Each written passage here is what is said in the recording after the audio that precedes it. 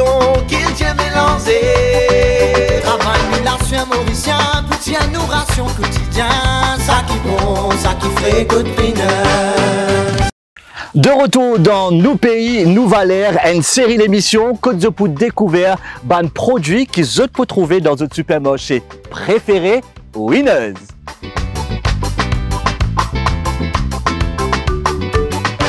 Et aujourd'hui, nous dans Bois Chéri, qui dit Bois Chéri dit, je ne finis bien deviner, le thé Bois Chéri. À nous joindre Stanislas Guimbaud qui pour raconter nous l'histoire du thé Bois Chéri.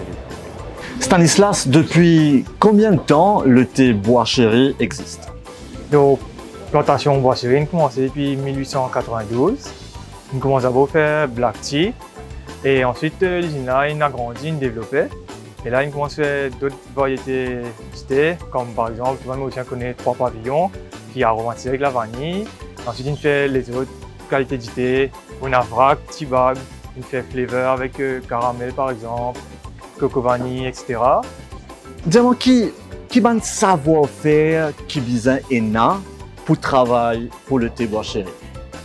Donc, déjà, ça dépend de ce que tu as envie de travailler. Il y a différentes qualités de travail pour travailler dans Bois Chéri. D'abord, il commence à sang.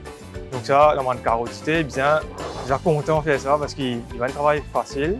Et après, sur l'horaire, dépend du moment quand il commence dès 3h du matin, finit midi. Mais ça, c'est les autres qui sont gérés pour plus de casser, plus de gagner. Mais là, ça devient un peu plus physique, quasi-cité. Mais si vous êtes passionné ou content de faire ça, vous avez bien joli travail aussi. Moi-même, je sais faire ça pendant à peu près un mois et je suis bien content du physique, mais une bonne expérience. Et qui fait bizarre acheter local? Donc déjà, local, parce qu'il Maurice, il y a une ligne réputée pour sa qualité sol avec sa plantation de thé. Et ensuite, niveau local, l'industrie locale, à cause que continue de consommer localement, il aide une entreprise locale qui Bois Chéri ou les autres entreprises. Et au niveau de l'emploi, parce qu'il vous permet de poser ça à l'emploi là aussi. Donc ça, c'est important, vous pensez. Et après, pour éviter de faire trop l'importation, c'est qu'il a réduit la pollution aussi, qui est une bonne chose, surtout dans la rue de l'époque là. Et ça, c'est une bonne chose. Et après, il y a aussi au niveau de l'autonomie alimentaire, qui, si nous sommes capables, si Maurice est capable de faire sa propre production, si nous gagnons n'importe quel problème comme la Covid, la guerre, nous ne connaissons pas, ben, au moins nous sommes autonomes et nous continuons à alimenter nos pays, nous Mauriciens. Et voilà, et pourquoi vous pensez que nous pouvons continuer à consommer localement. Nous pouvons joindre Azad dans Carodité. Azad, salut! Salut Christophe! Qui sont les autres étapes de production qu'il y a avant qu'il nous réussisse à trouver un du thé, soit en vrac ou bien en tea bag? Qui sont les autres étapes de production qu'il y a? Alors, les temps faits là arrivent à l'usine. Là, nous mettons un sac normalement d'environ 10 kg par sac. Alors, nous mettons un convoyeur qui est dans la salle. Que là, nous allons faire le flétrissage. Alors, laisse-moi raconter pourquoi le flétrissage.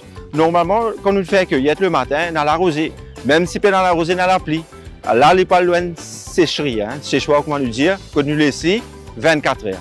Alors, 24 heures, nous mettons dans l'air chaud au lit, que nous pouvons flétrir. Alors, il n'est pas complètement sec. C'est que le lendemain matin, qui nous sommes capables de faire du thé avec ça fait là. Alors, le lendemain matin, après le flétrissage, nous crasons fait là. Mais quand nous crasons fait là, nous ne pouvons pas gagner goût du thé parce qu'il est encore ouvert. Alors là, il y a une autre étape qui nous appelle la fermentation. Alors, il est bien fermenté pendant environ 1h30. Alors, ça même fait qui est vert là, en 1h30, il est oxydé. Il change couleur de vert marron. Il est fermenté, il commence à penser au arôme du thé. Et là, après 1h30, là, nous faisons arrêter la fermentation. Alors, pour nous gagner un bon thé noir, là, nous passons au four pendant 10 minutes à 110 degrés. Là, 10 minutes après, nous finissons gagner du thé qui nous connaît. Mais là, les étapes pas encore terminées. Alors, nous gagnons du thé noir, oui. Mais là, quand nous casse fait là, nous avons juste fait pour faire du thé. Et si nous avons un bâton, ça ne peut pas pouvoir faire du thé. Alors, pour faire ça, nous avons une machine avec un rouleau et qui nous est électrostatique, qui est un rouleau plastifié qui frotte avec une ceinture. Là, il fait une espèce de léman qui attire la fibre là. Et c'est comme ça qu'il nous arrive à enlever la fibre dans la thé. Parce que nous avons pénal à l'appareil qui nous trouvait là. Okay? Là, une autre étape que nous avons gardé pendant 3 mois. Dans une caisson, comme on dit en créole, un silo, 3 mois après, qui ça dit c'est là pour prendre sur l'arôme avec ce goût. Et après 3 mois, là, nous venons avec comme arôme vanille, nous allons mettre la vanille ou fruits exotiques, coco, la noix de coco. Et 3 mois après, il est prêt pour empaquetage dans le packing. Moi, j'espère que moi, je vais apprendre beaucoup et nous donnons notre rendez-vous dans le prochain épisode, Nous pays, nous valeurs.